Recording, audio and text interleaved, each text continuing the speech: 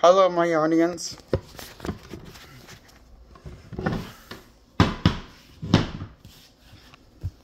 My name's Jake Allen Graham. I'm making a review on Iron Man 2. To me, it's the only Iron Man film that doesn't get more stupid each time I watch, but it stays the same level of writing. It's just like, this is a fun... I find Iron Man movie of Iron Man 2 the only Iron Man movie that doesn't get worse each time I see it. For me. Because Iron Man 3 and Iron Man 1 get worse each time I see it. The movie. As in, it's one of those movies that were bad the first time than watching a replay.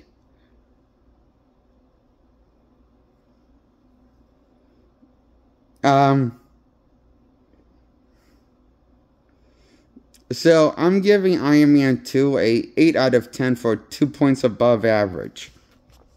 That is, as it stands. And given my final score, 2 points above average, I say 8 out of 10. This is the only Iron Man movie that's, that I think it's like as enjoyable as the first time I watched it, but doesn't get less enjoyable. It doesn't, like, Iron Man 3 and Iron Man 1 kind of gone less enjoyable each time I watched them. For some reason, Iron Man 2 stays the same amount of enjoyable mediocrity entertainment. Stays the same each time, you know? It's fine.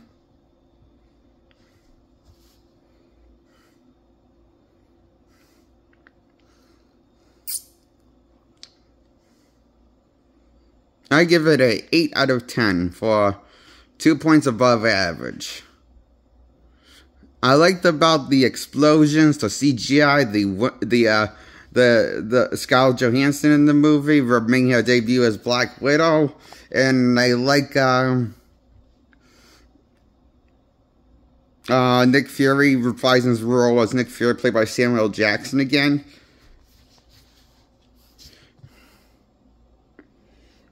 And I enjoy him coming back, and I enjoy he got a little more screen time than Iron Man 2 than he did got in the first Iron Man, this time more dialogue. And I just like how he was more involved in Iron Man 2 than in Iron Man 1. We was just there for a camera to set up the Avengers 1. And just drop the Avengers name. That's all he did in the first Iron Man with Samuel L. Jackson, you know? Here he's given more to writing, dialogue to say. So it feels more relevant to the plot. What I liked about Iron Man 2 is the one that feels like the least like a commercial. It doesn't feel like a good commercial. It feels more like a movie than a commercial compared to your standard what Marvel gives me.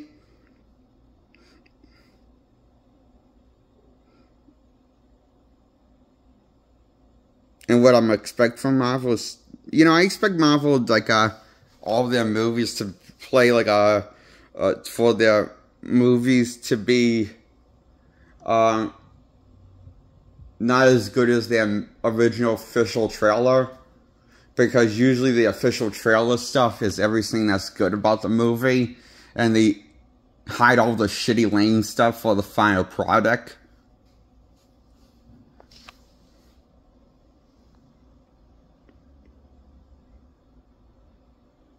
So, that's what I know is about Marvel's trailers, movie trailers they have for the commercials.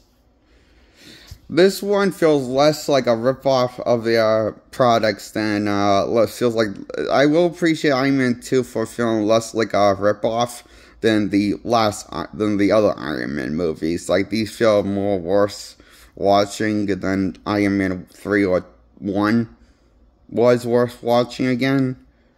For Iron Man 2, but I don't expect something really great character for Iron Man. Just expect a dumb, loud, explosive popcorn movie for Iron Man 2.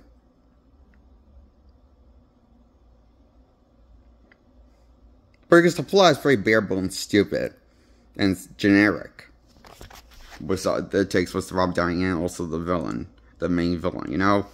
Because, you know, the movie clearly didn't think of the plot. The plot was really obviously an afterthought with all these movies, you know? And, but it feels less like an afterthought than it has been compared to the other Iron Man movies. You know, it's better plot than the other Iron Man movies, but it's not that great. It's at least has less characters. Like, at least has less.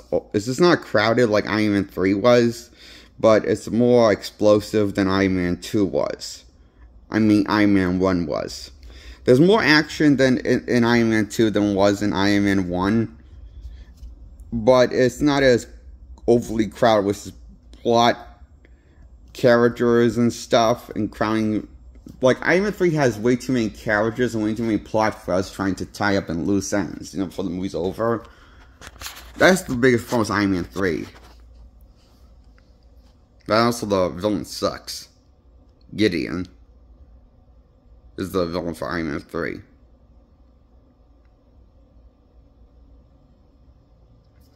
You know,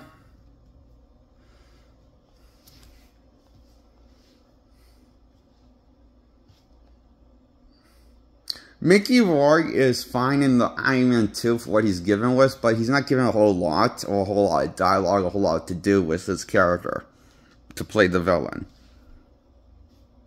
Which is a shame because he's really a good actor. And it gives him such a mediocre character to play. With the role of a villain this time around.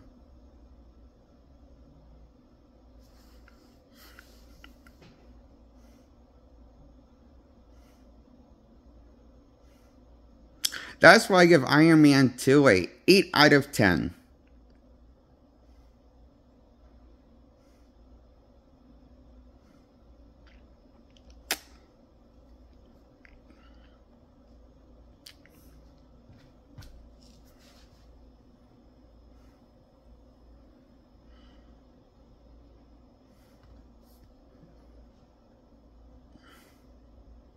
That's my review on Iron Man 2 from 2010.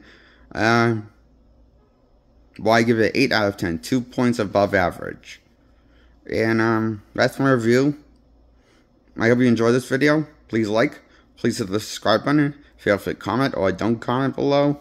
But please subscribe and like the video. I really appreciate those. Those to grow my subscribers and like my videos. Goodbye.